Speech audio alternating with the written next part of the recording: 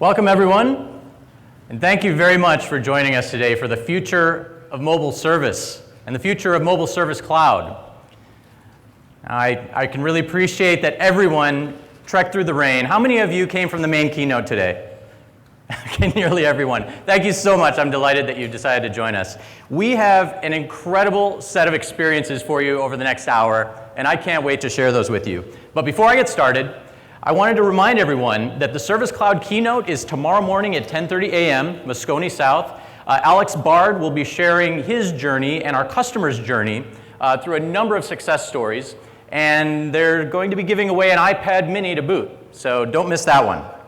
Now, I'm sure everyone has seen this statement a lot at Dreamforce and probably elsewhere, but this is profoundly more important for this session, because nearly everything that you see today is going to be the future. And I'm not just talking about the next release, I'm talking about the next 10 to 20 years. So please make any purchase decisions based on currently available product. Now, my name is Scott Biechuk, Senior Director of Product Management for the Service Cloud at Salesforce. But this isn't really about me, this is about you, and this is about my next guest. Now, this man has been known as a visionary, he's been known as an Imagineer, and Wired Magazine called him the most connected human being on the planet Earth. I am very proud to introduce my good friend, Chris Dancy. Thank you. Thank you. So I'm actually doing something cool this session. I normally share my vital information on the screens, but I actually have a new sensor that's actually measuring my posture. So actually when I start to slump over, you'll see that I'm slouching. So we'll actually have real-time feedback on how badly I'm communicating to you, which is always more exciting than most. I am so excited to be here, as every speaker says, but I really am, and I have the heart rate to prove it. You know, the future of mobile service, we need to really, for me to be able to explain this in ways that make sense to me, I need to really kind of go back through my own career. Because without a little bit of reflection, it's really impossible to gauge the future, because you're just guessing. Right? The future is nothing more than a bunch of guesses that people thought about and then put together and said, this is what's going to happen. So in 1993, this is me working at my desk. That's a handsome young man there using what we called a dumb terminal, what we now today call who knows what, talking to an AS400, and that little pink slip was the ticket that customers would leave for me. That's how they would interact with me. They would say, hey, here's your ticket. I'd come back from lunch, it'd be a stack of them. You know, by 1995, I was terrorized by the color pink and paper. It didn't work. But as a customer service agent, this is all I had, and this is all of our customers had. By 1996, things were getting better in my world. I could actually go to lunch, and while I was away at lunch, not come back to a pile of paper, but an inbox full of email, really poorly formatted email, basically telling me all the things that went wrong. And this was probably not the best for our customers, and probably not the best for me, but it was the best we had. And 1996 wasn't that long ago. How many of you were working in 1996? I mean, this is what we had, all right? I mean, this is the best we could do. By 2003, things were radically different because we had IIS-4. Anybody install IIS-4? And you could actually put an intranet in your company. And the intranet allowed your employees to connect through your computers and share websites. And you had the rise of SharePoint. And our tickets went from really text-based ticketing to these forms. And the interesting thing about form-based workflow is it forces your customers through your process. Think about that. When you fill out a form, you're not doing things your way, you're doing things the organization's way. It's like Burger King for IT, right? Yeah, you'll get a lot of those. I'm very tweetable. So form-based workflow does not work for customer-based service, but it's the best we had, right? So this whole presentation is about what we had and what we're going to have. By 2007, it became profoundly easier because we could put cute icons on the web form. And you had animated GIFs and all sorts of things, and it became personalized. I could put in all sorts of information. But again, adding cute icons to a web form just doesn't make sense. It's a web form. It's on the internet. It's connected to all the information in the world. It should be more powerful. Which leads me to my first point that I discovered as a professional. Just because you can make software doesn't mean you should. Stop. If it's not helping someone, you're wasting everyone's time. Well, it's a good career, but it's not helping. And we've got a history we just went through that shows this. So by 2009, we really got into this whole kind of social, right? Let's be very collaborative. And I call this open self-service. This is actually a screenshot of Get Satisfaction. Wendy Lee is their CEO, wonderful lady, Wendy. But this is great because you can actually go to it, you can report a problem, and your peers can chime in on it, or what we call today Twitter. And you can crowdsource the answer, and you can report all sorts of outages. What I like about open self-service is, if you notice, you can ask a question, report a problem, but you can also give praise. Do you ever notice when you go to a customer service portal, it's nothing but a reflection of every problem you've ever had? Can you imagine if your mother kept a baby book of all the times she was angry at you? Right? Where's the customer service portal that says, hey, you did a good job? And that's one of the options. Right? Now that's a separate process. Once again, making people do your process. When you interact with tech, you want to do your process. That's what this is about. By 2010, we had activity feeds. The activity feed was going to save us. And Mark Benioff earlier this year said he feels in the future all workflow will be done through an activity feed. And I believe him. I think the activity feed is robust, it's dynamic, it's interactive, it's searchable, it's personalized. You get feedback from it. Activity feeds are the dopamine for web forms, right? So this is the way we should actually work with information. Which kind of leads us to what happened in 2010. Shoving a web form on a tablet is like strapping rockets to a donkey, right? Why would you take a tablet which has more sensors than the most space vehicles and put a web form on it other than to frustrate people? First, it's got no keyboard. Second, you tilt it or touch the home button and you lose everything, right? Why don't we just terrorize customers by wearing Halloween costumes, right? This is not the way that this sort of thing should work. So, as a point of reference, some of you are here. And we're going to be talking about mobile self-service and kind of the way I think it should be. The important takeaway is the software you develop, if you're a developer, should be as smart as the device it's running on. It's a very simple paradigm. It worked in mainframes. It worked in PCs. We got to mobile phones and tablets, and we never even talked about connected devices. And we stopped. The devices got smarter than our ability to interact with them. Why? Did we give up? Are we not as good as the devices? I think not. Which leads us to this major paradigm shift we face in 2013. If you objectify and fetishize the customer experience enough, you believe your customers are interacting with this lady.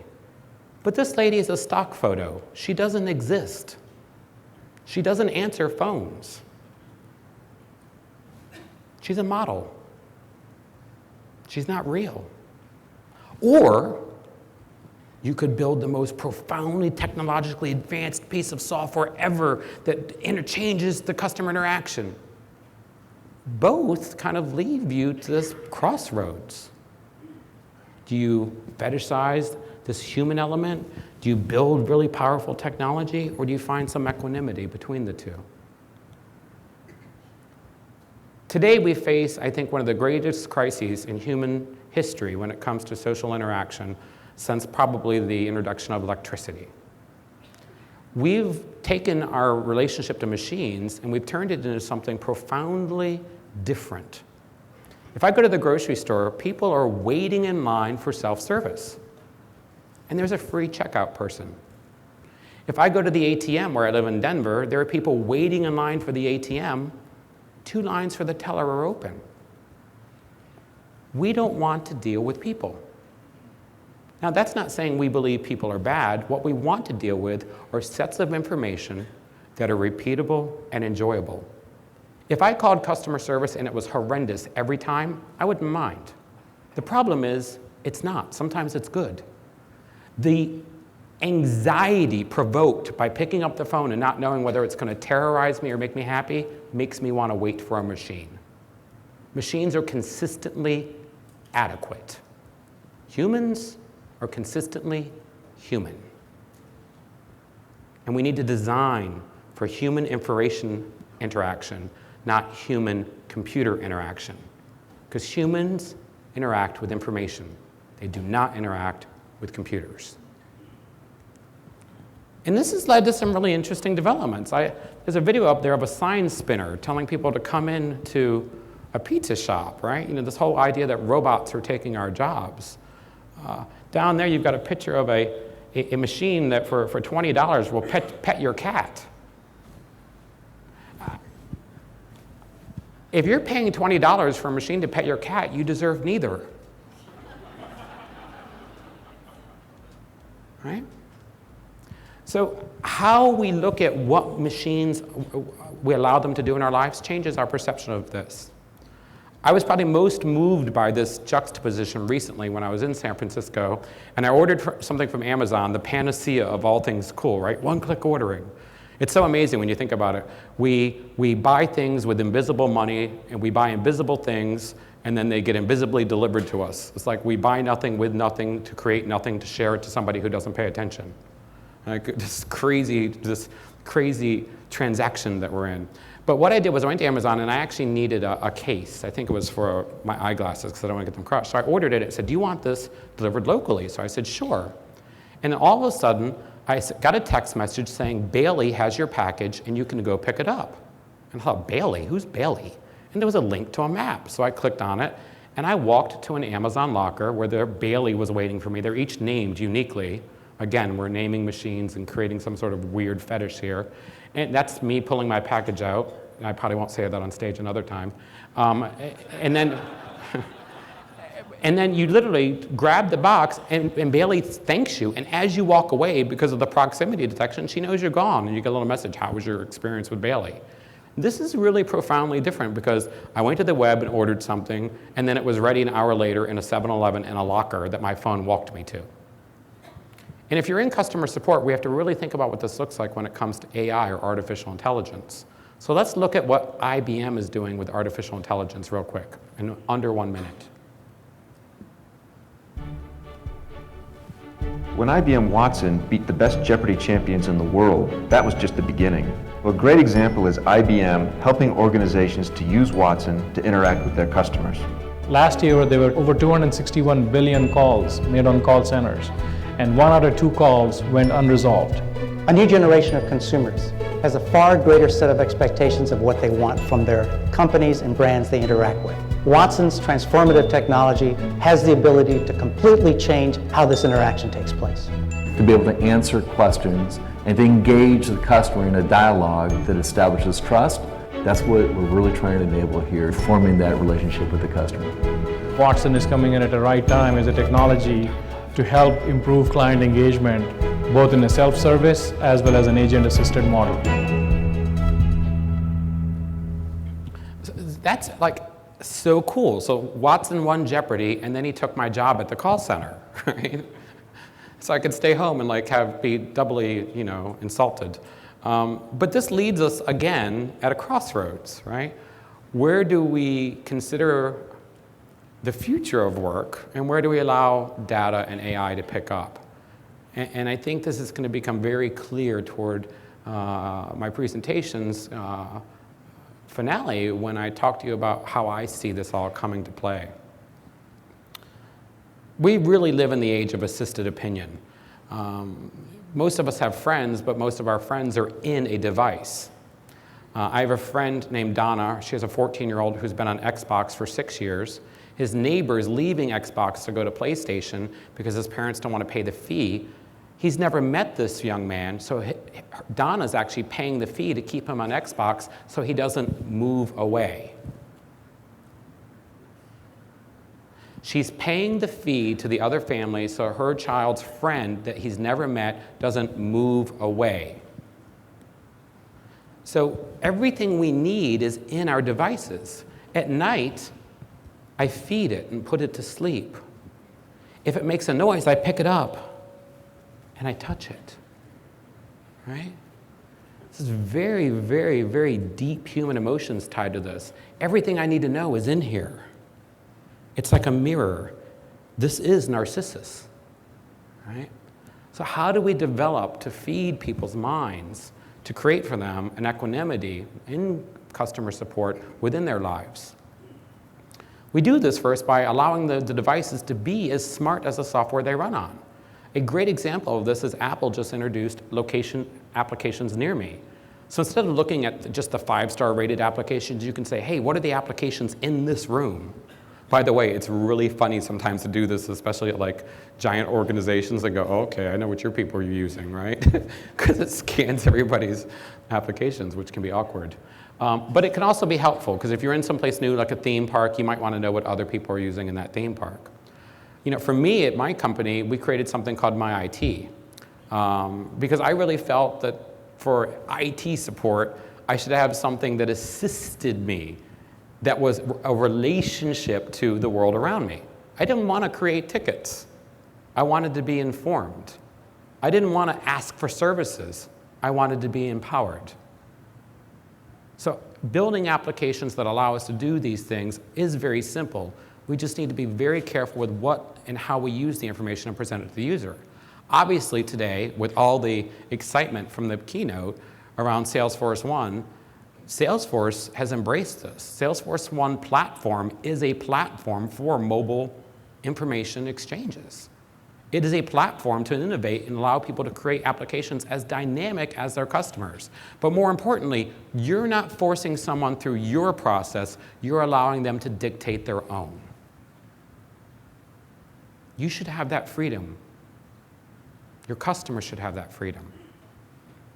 But in 2013, our devices are even more powerful. This is a Moto X. I'm not just an iOS guy. And what I love about Moto X is it's always listening, unlike my spouse. So if I say to it, okay, Google now, it says, hi, Chris, can I help you? It's like the NSA, but personal. You can tweet that. The iPhone 4 or 5S, right? It's got the sensor on it, right? So it knows when you're talking to it. The Samsung Galaxy S4, it knows the temperature and humidity in the room. Imagine creating a customer feedback application that told you how hard they were squeezing the phone when they were talking to you. By the way, that's a survey. Filling out little checkboxes on how much you didn't like something isn't. If someone's squeezing the phone while they're talking to you and the sensors can pick up the heat in their hands, that's a survey. But what do we do? And of course, Google Glass, right? The new kind of thing. You've got all these kind of play on words people make. I won't even say the term that people use for it, but it's nice. I used to have to look down. If I need information now, I can just look up, right? Okay, Google, where's Dreamforce happening? And it's just hanging there in front of me, right? That's just the way this information should work.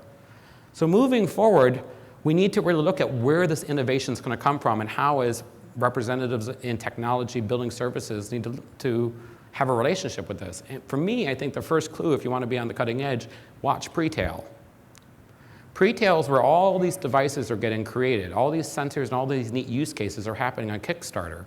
Kickstarter should be your homepage, because the stuff that's happening on Kickstarter will be mainstream in 6 months. Just right now, it's odd and kooky, right? Next, and before we move on, this is an issue that's very, very personal to me. How many of you have noticed this media attention toward digital detoxes? Put your devices down, right? You even see restaurants. If you get 15% off a tip if you leave your cell phone up front. You've got people who, like Paul up there, he actually went offline for a year and documented his life. Can you imagine in 1995 if someone was paid to not watch television for a year and write about it, right? So this concept of digital dualism is really important to talk about, and it's really important to think about for your customers and for your families and for your lives. Because if you're more concerned about someone using technology in your presence, you're the one with the attention problem. If you're so concerned that someone's not paying attention to you by using their phone, you've got the attention problem. So let's be kind. Let's leave here today and be kind. Let's be kind to each other. Enough of that rant. So we're at a crossroads. We don't understand the power we have. We certainly don't know how to use it. And we're objectifying each other for using it the ways that we find possible, the ways that we find most profound. What do we do? What do we do? Well, for me, I think the answer is going to be found in wearable computing.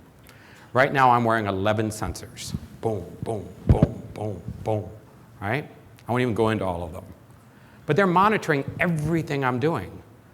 When I'm home, they allow me to have an assisted reality. So these are all the sensors that are on my body and in my home. At any given time, there are 300 to 400 systems collecting everything I do. I'm not doing anything but living, by the way. They're collecting the information. And what are they doing with the information? They're creating an experience for me. They're turning the lights a different color if it's raining outside. If I didn't get a good night's sleep, they're adjusting the humidity. If the dogs have been too lazy, they're making the music turn on and blare and make Rocco jump off the couch.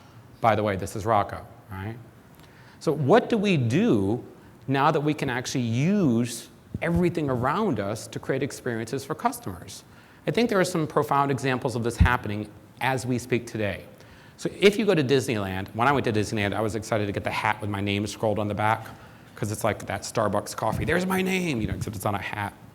Disney has something called the Magic Band. The Magic Band works in conjunction with the application on the phone to therefore make your park experience more enjoyable. I think this is really interesting because you could actually use the Magic Band and some biofeedback to adjust rides in real time. You had a pretty boring experience so far, turn the ride up a little bit, right? It's not that it's impossible, and it's not that it's from the future. It's now. Disney's doing it. If Walt Disney thinks it's safe, it's safe. Disney, poison apples and magic bands. I mean, come on, he's got it covered. Next to that, you've got a disposable sensor. I think these are amazing. A lot of families can't afford to go to the movies on the weekends. $60 for 4 people to see a movie is crazy. But with an anonymous disposable sensor, like a Band-Aid, you'd slap it on your kids, you'd get to the movie, see the movie for free, you'd throw the sensor away on the way out like you do with 3D glasses, and that sensor's information could be used to sync to the movie, and movies could be edited in real time. It makes a lot of sense. You get a free movie, they get information about the movie, it's anonymous, everybody's happy. Some people say, but that's a surveillance state. It's anonymous. Don't tell me you're worried about a surveillance state when your key ring is full of discount cards. You don't care about a surveillance state. You care about 10% off. You should live in Walmart, not real life. Yeah, that's harsh. But this type of wearable is even scarier. So in Japan now, they've got fully consumerized exoskeletons. Can you imagine your kid coming home and saying, I'd like an exoskeleton to wear to school, right? And he's crushing things, and he's like lifting up the house, and it's like Bam Bam gone bad from the Flintstones, right? I just think we need to be profoundly careful with the way that we interact with how we perceive technology and what we allow it to do in our lives. Which leads us to this choice, right? Do we look at wearable computing and say, it's so bad, I'm really afraid, it can't be good? Or do we say, there's a way that we could use the information from wearable computing, there's a way that we can use the information we collect around us in a positive way? And that's kind of what I think. It's about data relationships. Today, as I said earlier, people have relationships with information, not systems. So in this case, I've got everything from my LinkedIn to my 23andMe. Does anybody heard of 23andMe? So 23andMe is a service that you can send some saliva to. They will sequence part of your DNA, and then they'll send you results, like you're probably going to die of heart disease by the time you're 50. When they send you nice information, too, like you're part Norwegian and part Irish, things that you need to know. But for $100, it's interesting to know because you can use the things you're probably going to get ill with, and I start to make lifestyle adjustments. But what I think is interesting about this is this concept of Zuckerberg's Law. And Zuckerberg's Law states that every year we share twice as much information online as we did the year before. So just in this year alone, in 2013, I've had people who didn't contact me on LinkedIn, they did not contact me on Twitter, they did not contact me on Facebook, but they friended me on Fitbit. They didn't care about where I worked, what type of cat I had, or what I ate for dinner. They wanted to know how I was sleeping. That's pretty intimate. But they didn't think like that. They just thought, ooh, I want to know information, Chris Dancy. I don't care about Chris Dancy. I want to know information, Chris Dancy. And what was even scarier was I've had 2 people this year that I met at conferences who didn't do anything but friend me on 23andMe. So basically, you don't care about my work history, but if I'm going to die in 6 weeks, you're interested, right? And that's really profound because we don't see people as organic things. And sometimes we talk about customers as if they're some tribe in Africa. We're customers. I'm a customer. You're a customer. Can we stop talking about solving customer problems and start talking about our problems? I think it's possible. The idea is something rooted in the concepts of surveillance, except in French it's pronounced surveillance. It's about using the information that you create for your own benefit. I had someone say to me recently in Denver, I need you to take those glasses off if you're going to be in the store. And I said, why? He said, well, it's, we don't want you filming things. I'm like, well, you've got cameras all over the place. I mean, the cameras are there for your protection. And I said, so is this, right? So surveillance is a way that we can use this information in a very profound way to not only change our own lives, I've lost 100 pounds, to changing the lives of the people around us, making that data actionable. This is when I dawned on this, I started trying to figure out how I could capture this information. So this is my trip last year to Hawaii. I wasn't visiting Mark. He didn't invite me out. But I noticed, my gosh, I had all these different data points that were happening on my way to Hawaii. I realized my trip to Hawaii wasn't a bunch of photos, it was a bunch of data points. So I went on a quest to say, well, how easy would it be to get this data into one place so that either a organization could use it or I could use it? And it turns out it's impossible. The digital exhaust that you leave behind just sitting here is profound. It is as profound as solar energy, the amount of information that's just falling off of you. And we're giving it away. If I asked you to find a restaurant that had a certain style of Mandarin food within 2 blocks that served after 9 p.m., you could give me that information in 2 seconds.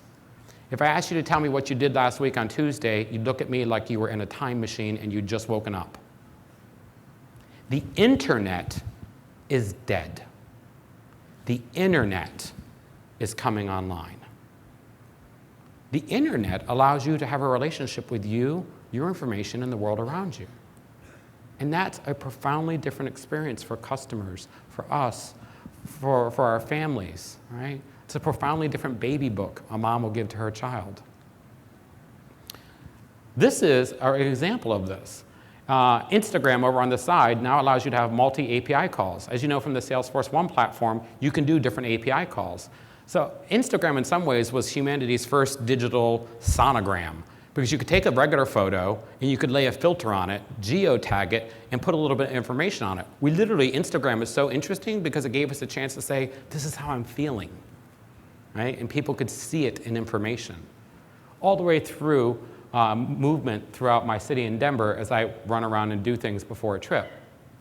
So we're creating a synchronized version of reality, although some of us just might consider it living our lives.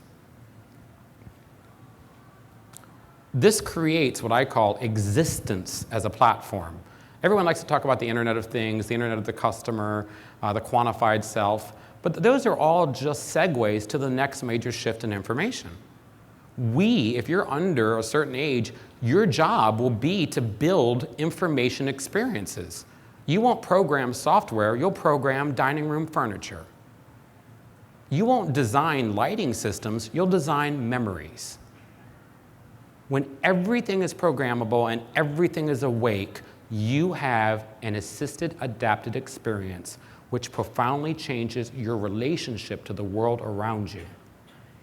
That type of power is remarkable, and it will keep generations employed. But we happen to be in the trough between the completely programmable information age and the technology age. So at any given point, you've got applications, devices, sensors, and services all capturing this information, and you can use them. Today's services like IFT and Zapier allow you to go on and create custom recipes. If I move this much today, send me a text that says good job. The Hue lighting system, Philips was in the keynote this morning. Philips has a lighting system where you can actually take a photograph and you could say, hey, photograph, this is my trip to Hawaii, match the dining room light to the sunset, match the living room light to the whale, and create just a mood in the room. Amplify takes the music you're listening to in your connected lighting system and makes them sync. And then BioBeats, which just came out 2 months ago, takes the music you listen to and or your activity and creates new music from it, adaptive media. So your data exhaust literally is creating new things for you. If we start using this and we harness this information, it can change a lot of our relationships that might not be as equitable as we want. For me, this happened 3 years ago as I realized me and Rocco both were wearing activity trackers, and we were both sedentary at the same types of times, and we were active at the others. When I brought my house online, I noticed there was a correlation between my house, Rocco, and me. When I started adding Wi-Fi toys in my house, I noticed they also were active and had similar data patterns. When I plugged my truck into automatic, I could then drive Rocco to the dog park, and I knew that Rocco was a little bit nervous, I was a little bit nervous, and the truck even said, you're making too many fast accelerations and you're braking too hard. I drive nicer now because Rocco and I share information and the truck gives us feedback. If my father had this, I would have been a less terrorized child, right? But no, I always got, they'll make me pull the car over. You know, to this day, I can't handle that phrase, right?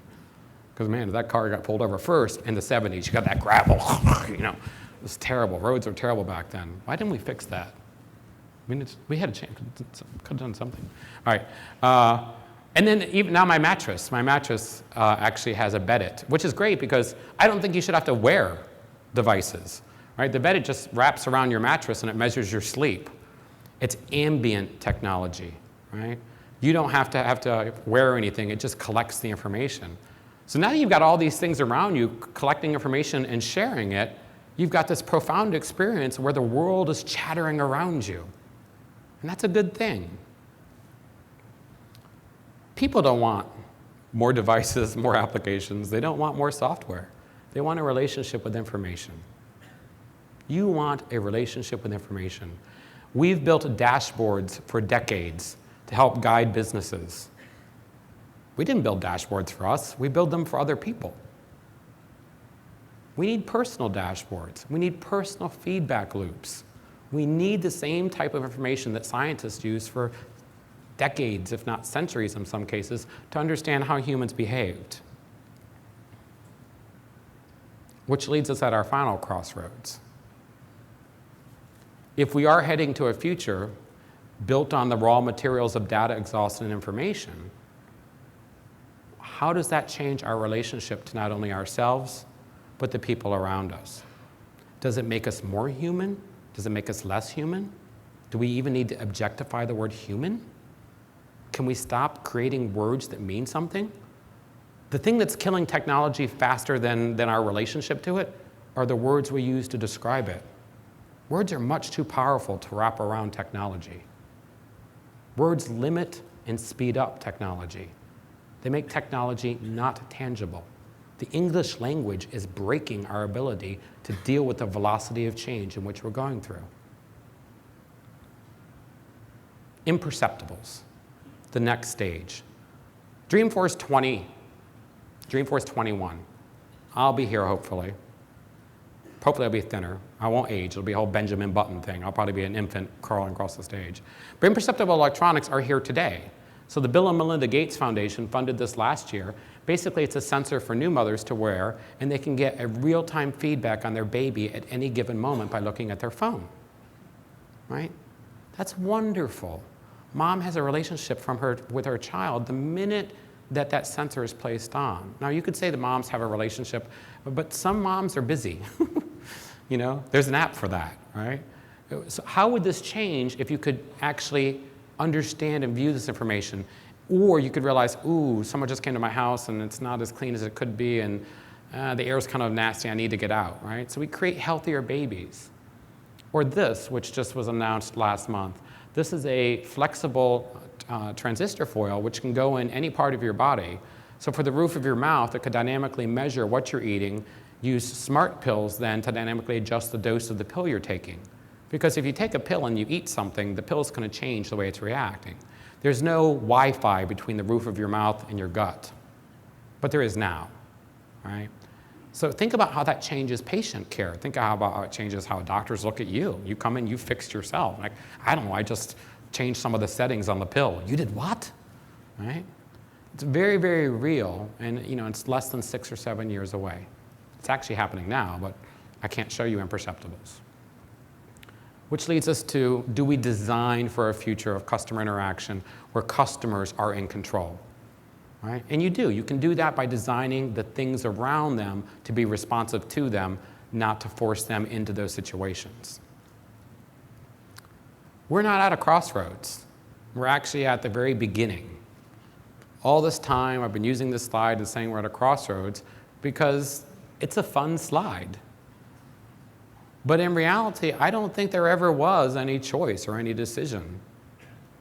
For me, this has always been about learning who I am, being kind to myself, understanding the things that make me happy. And is there a way to do that faster without hurting people along the way, while respecting myself and respecting my boundaries? I'm going to close with a very simple example of how this could work. I hate having my blood drawn. Hate it, hate it, hate it. Now, it doesn't hurt. I turn away. I don't look. I'm not one of those people that can look. Those people always scare me. If you can look at that, that scares me. I mean, I'm happy. It freaks me out, right? But recently, I actually volunteered for a genetic test at NASA. Long story, don't ask. What were you doing at NASA being genetically tested? Guess what? I'm not actually human. No, don't tweet that. But I didn't like it because I'd never met the guy before and he'd never met me. And he looked kind of nervous, and of course I was kind of nervous. And your fingertips actually do sweat, which is really interesting to notice. So he's pricking my finger. I'm like, oh, I hate this. Gosh, there's got to be an easier way for him to get my genetic information. And then it dawned on me, 23andMe has this amazing laboratory system where you can actually use the sequencing bits that they do on your genetics and turn it into music. So we each have a unique song. So I thought, gosh, it wouldn't it be easier if I just sent this guy a mixtape? So I went to 23andMe, I downloaded my genetic song, and I emailed the guy my song. And while he couldn't do anything with it because he didn't have the systems, he liked the idea that the information I was sharing with him was unique, it was about me, and all we were doing was Napster for genes. Would you like to hear my genes?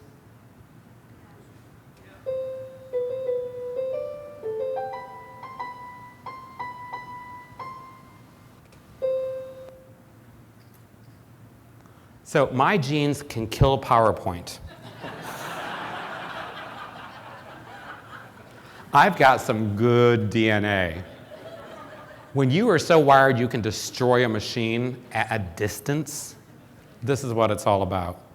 So we are literally at the end of my section. We're going to get ready to turn it over to the demo here, I think. Very good. Mr. Scott is always control. Isn't Scott Beecham wonderful? There we go. Let's jump right in there. So think about everything you've heard today. Think about what it would be like if you could send someone a song instead of taking their blood. If you didn't force someone through your version of a process, but you allowed them to have yours. Think about what it would be like if you could use your information for your own benefit and not give it away. But more importantly, think about the types of technology that you create as being a reflection of who you are. Because at the end of the day, the technology you use becomes you, and you become it. Hammers became shaped the way they're shaped because of how we used them. We're the creators of technology, therefore we share a symbiotic relationship with it. Make healthy tech choices. Use tech that makes you feel good about yourself.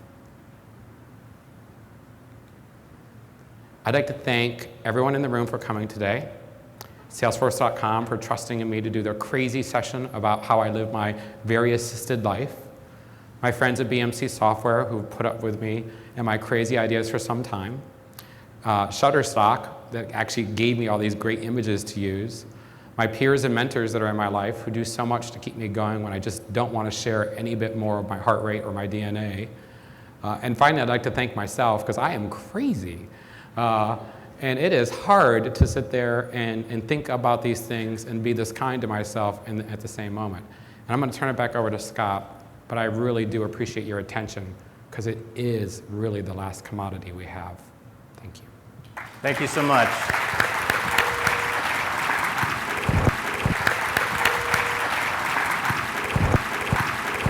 Well, that certainly is a tough act to follow, but I think we can really dial the clock back today a few years and still appreciate a lot of great things that are yet to come.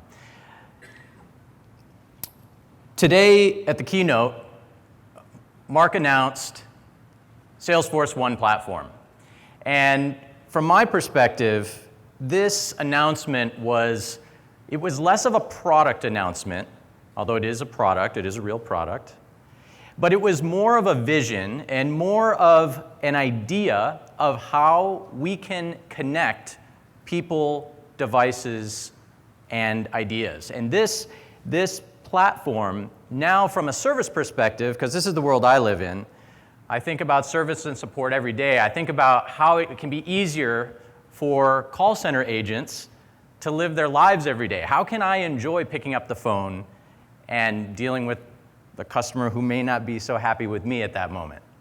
So we are now building tools on the Salesforce One platform that enable you to take your life as a service professional anywhere that you go.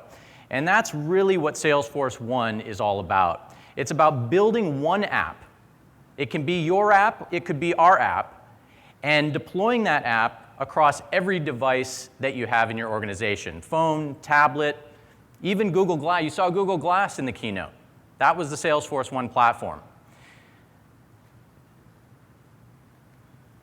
And I think the broader picture of what we're doing is also important to appreciate here. I mean, this is not an app. In fact, apps become less important because we dream up new apps in real time. And on the platform, there are ways to point and click your way through building an app. So I could literally build an app in 10 minutes. That's kind of interesting. But what's more interesting to me is that all of this information is in one place. And when you bring your employees, customers, prospective customers, even the folks that you market to that you don't quite know yet, when you bring all that information into one place, you can really do some amazing things. And I can't wait for Dreamforce next year to see what all of you have done with the Salesforce One platform. Now, this didn't come for free. And in fact, there were some very, very smart people who built this. I happen to have the lead architect for the Salesforce One platform for Service Cloud with us today. Orion Schellberg is here with us, and he's going to help me demonstrate case management on Salesforce One. Now, does anyone in the room have anything to do with service and support? Everyone. Okay, good. I was hoping I was in the right session. You never know. So what we've done is we've spent the last 9 months taking what we built on the desktop and making that desktop tool, we call it Case Feed, because working cases, agents working cases in the feed is a very logical, chronological, federated way to handle cases. And we brought that to the mobile phone. So I'm going to switch over here.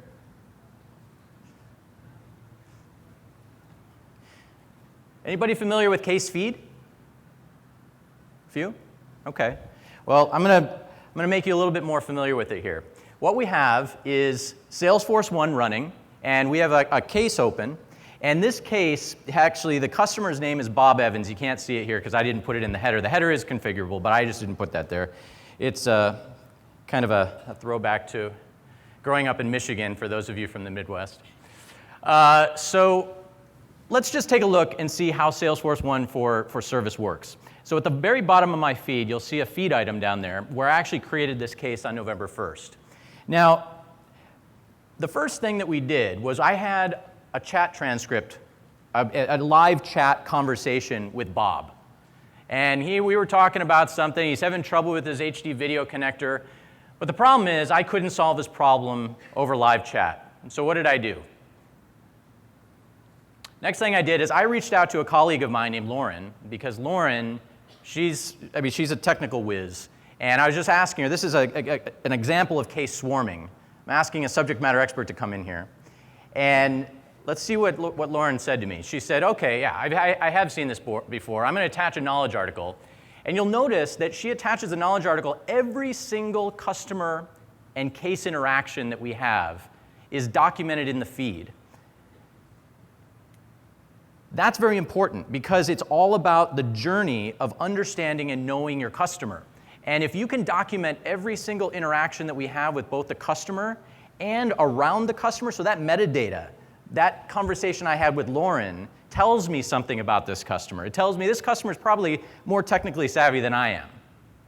So Lauren actually attached this FAQ, and it turns out that I'm a knucklehead. I forgot about this thing. This is a simple switch. You just flip the B switch on the back. So I'm just going to give Bob a call. And how do I do that? Oh, well, it looks like I better hurry up here because my SLA process is telling me that I've only got a few more minutes to do this. So we're going to use something in Salesforce One that we call the Publisher Action Tray. So that's a little plus button in the lower right-hand corner. You probably saw this for the keynote.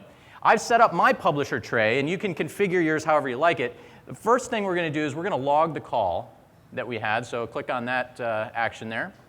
Now you'll notice that Publisher Actions are smart. They're contextually aware, so it knows that I'm dealing with Bob, and it knows that I've got case 1609 in flight. So let's go ahead and log the call that I had with Bob.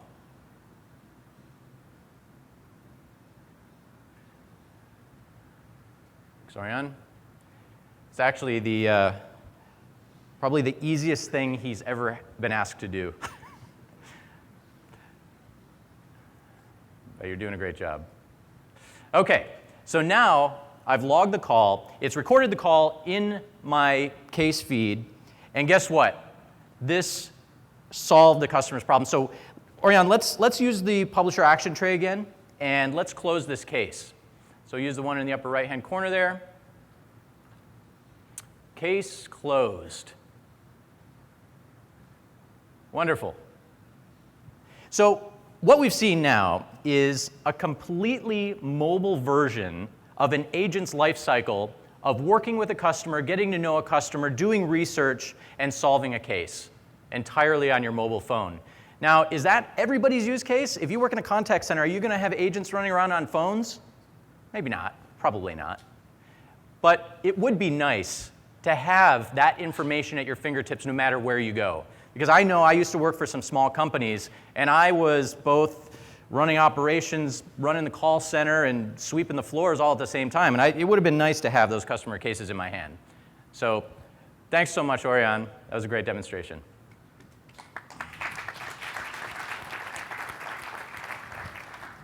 Okay, so at this point, we've left ourselves a little bit of time. I would love to open it up to questions. And please, Chris, he's modest enough that you should and most definitely would benefit from following him on Twitter.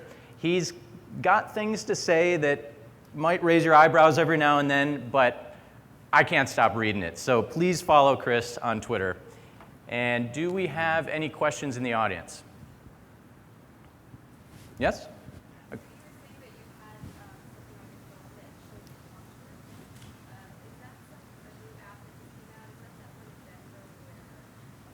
Okay, the question is, she's talking about the posture app that Chris had on his phone. Is this a new thing? I mean, what? So you have to remember, every day there's more and more sensors and becoming cheaper and cheaper. So basically, it's a sensor called LumoBack, L-U-M-O back. And if you sit too long, it vibrates and say, hey, get up and walk around. And if you're slouching, it tells you you're slouching and it vibrates to make you sit up. There's been a lot of health studies that show that posture actually contributes to really good health. So again, it's just using my information. I'm sitting there, right? I should have access to how I'm sitting because I'm not paying attention. And that's what it's doing. Anybody else have any questions? You can really ask anything. This is kind of your opportunity. Yes, sir.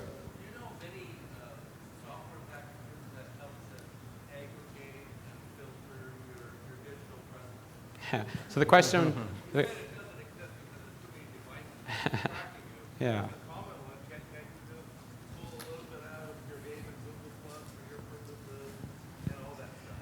So, yeah, so I'm talking about little data, which is different than big data. So the first question was about the Posture app. His question was, is there anything out there that allows you to actually harvest your own information?